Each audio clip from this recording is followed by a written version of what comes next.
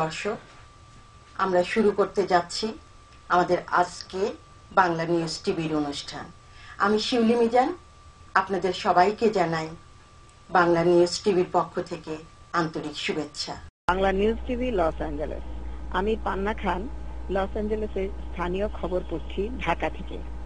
গত 16 June loss অ্যাঞ্জেলেসে বাংলাদেশের consulate general জনাব এনায়েত হোসেন কনসুলেট অফিসে আয়োজন করেন আইটি সম্মেলনের।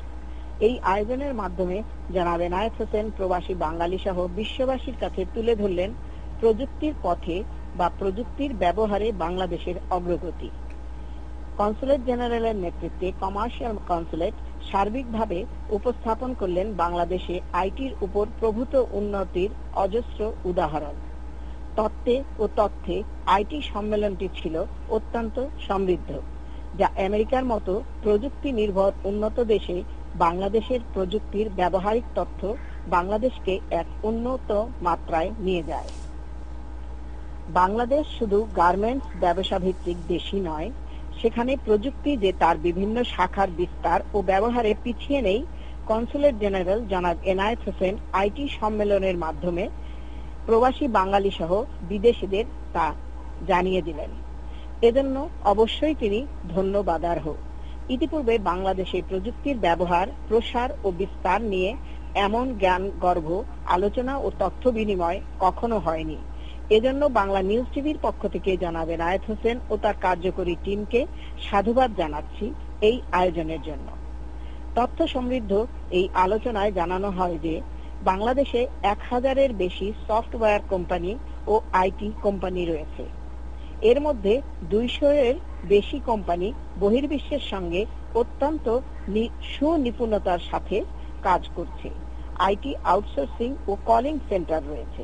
40,000-এরও বেশি সংখ্যক সুদক্ষ আইটি প্রফেশনাল বাংলাদেশে কাজ করে চলেছেন।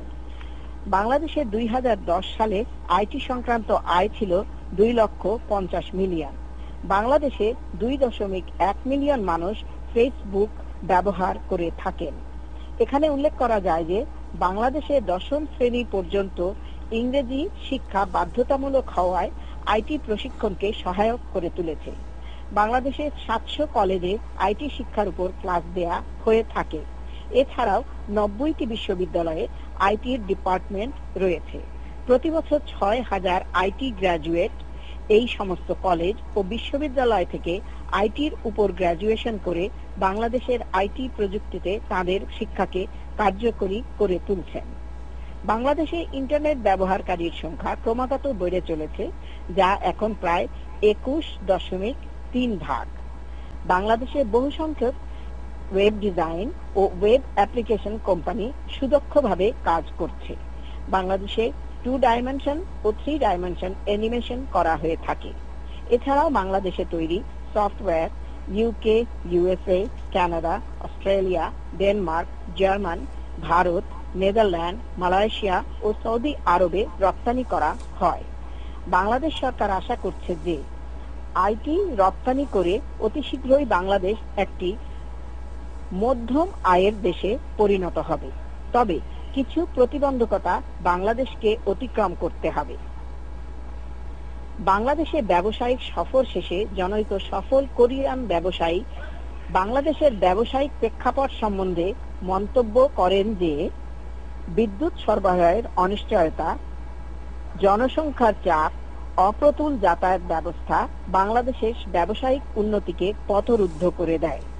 বাংলাদেশি বংশোদ্ভূত জনৈক আইটি এক্সপার্ট জানান যে আইটির ব্যবহারিক ক্ষেত্রে প্রয়োজনীয় ব্যান্ডউইথ বাংলাদেশে এতই দুর্বল যে video conference, electronic billing, electronic medical record প্রভৃতি সম্ভব হয়ে ওঠে না।